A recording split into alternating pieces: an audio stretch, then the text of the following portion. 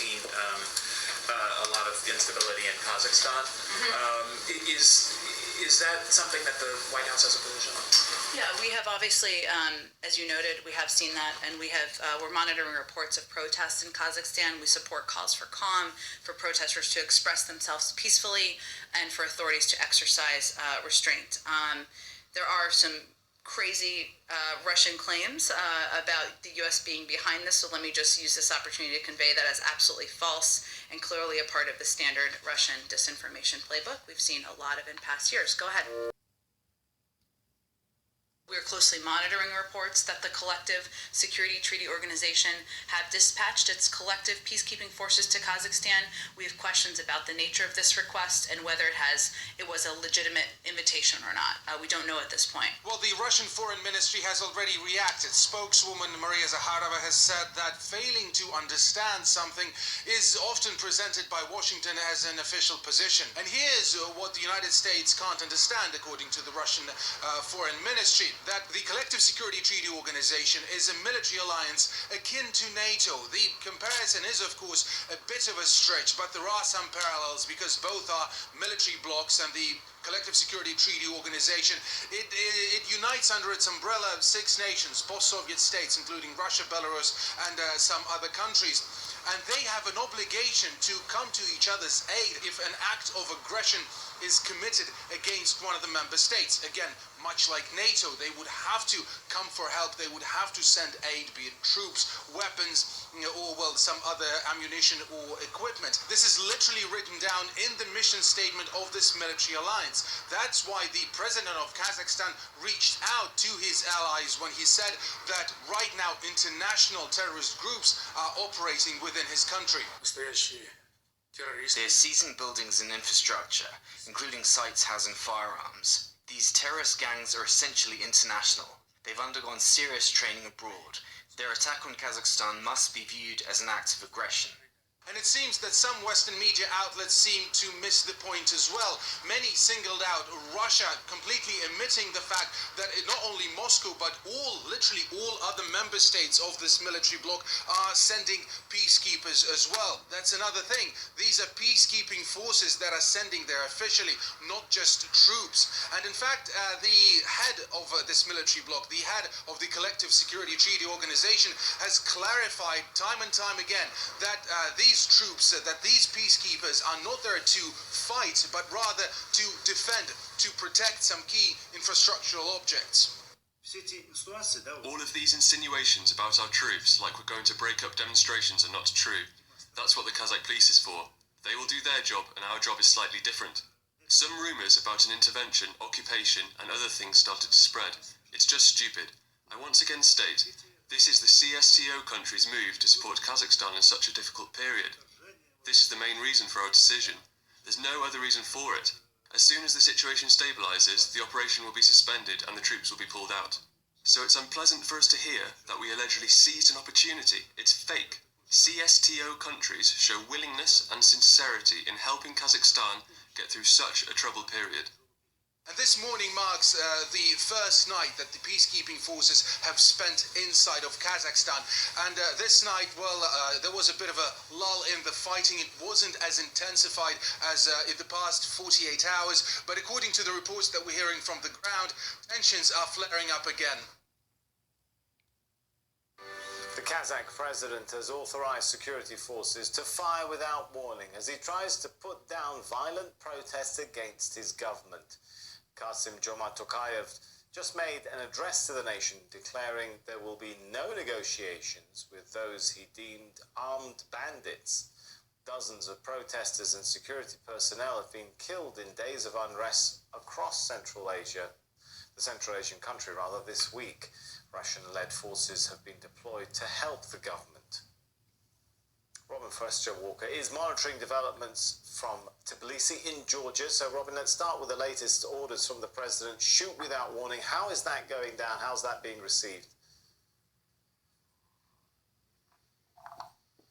Let's talk about that first, of course. Yes, well, he has only just come off the air, but this is really tough words from the president of Kazakhstan that he has personally given the order to fire without warning.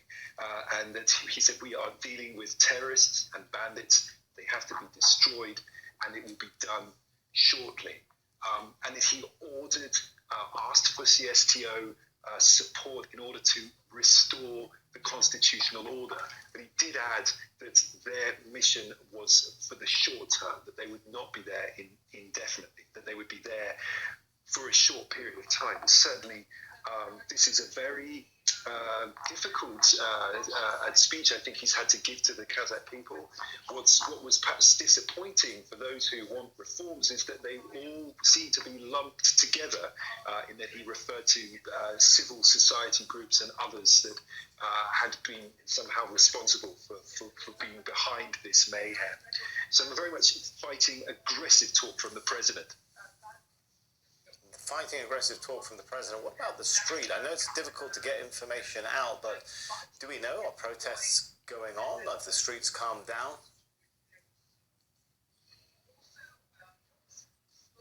Well, the internet is still down across substantial parts of the country, and almost certainly in Almaty, where most of the violence has been taking place. We know how difficult it is right now for ordinary civilians. A lot of people have been sheltering inside their homes because there is a lot of ammunition, a lot of live rounds being fired, and that is affecting people's ability to do basic ordinary things. We've seen queues outside bakery stores, we've seen queues for bread, queues outside petrol stations for fuel. People are not able to make electronic payments without the internet. So people are really, really struggling. And to get a sense of that, when you look at the pictures, when you see what's happening on the streets, you can understand why. Let's take a look now at my report of what's been going on in Almaty. Kazakhstan's government calls it an anti-terror operation. Military units on the streets of Kazakhstan's largest city, Almaty, authorized to use lethal force against protesters. Earlier, some of the protesters overran police units and distributed weapons. Security forces have confirmed at least 18 officers killed and more than 700 wounded. The number of civilians dead or wounded is unknown, but video circulating on social media appears to show morgues filling up with bodies. This is violence on a scale not seen in Kazakhstan's modern history, including mass looting of businesses. Fuel price rises provided the spark, but these protests are about long-standing and legitimate grievances, economic and political stagnation, and a corrupt authoritarian. Anger across the country has been directed at the official leader of the nation, First President Nursultan Nazarbayev. His statue toppled in the city of Taldykorgan, his whereabouts unknown. On Thursday, President Tokayev took an extraordinary step, inviting a Russian-led military deployment to secure his authority. Under this collective security agreement, I have today appealed to the leaders of the CSTO to help Kazakhstan deal with this terrorist threat. It's no longer a threat. What's happening is undermining the integrity of the state. Flying in Russian troops under the guise of the Moscow-led security bloc, the CSTO could prove decisive.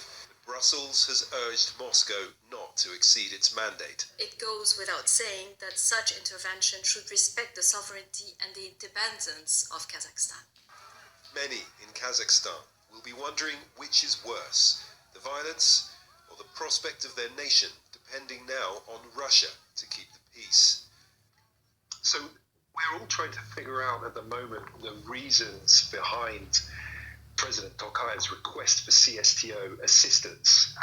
It's perplexing to many why he would so quickly ask for foreign troops on Kazakh soil and how it all happened so quickly within less than 24 hours. And we understand now that troops are flying in mainly from the Russian contribution, but also from Belarus, from Armenia, and Tajikistan even, and these are all members of the CSTO. The reasons. Okay, everybody, I shared most of this video. Well, we're looking at what was being said about Biden in the beginning, and then what was being said, that it was supposed to be peaceful. They were coming in peaceably, and then they're going to be forcibly shot down, period. No questions asked. Yeah, I have a whole lot of thoughts about this, and I'd like to know yours. God bless you. Please keep praying for the world, because my goodness, it seems like there's a whole lot going on, rumors of wars. And I just wanted to bring this to you this morning so that you can see exactly what's going on here. This video, this last clip here, was put out 2 hours ago. Anyways, God bless you. Amen and amen.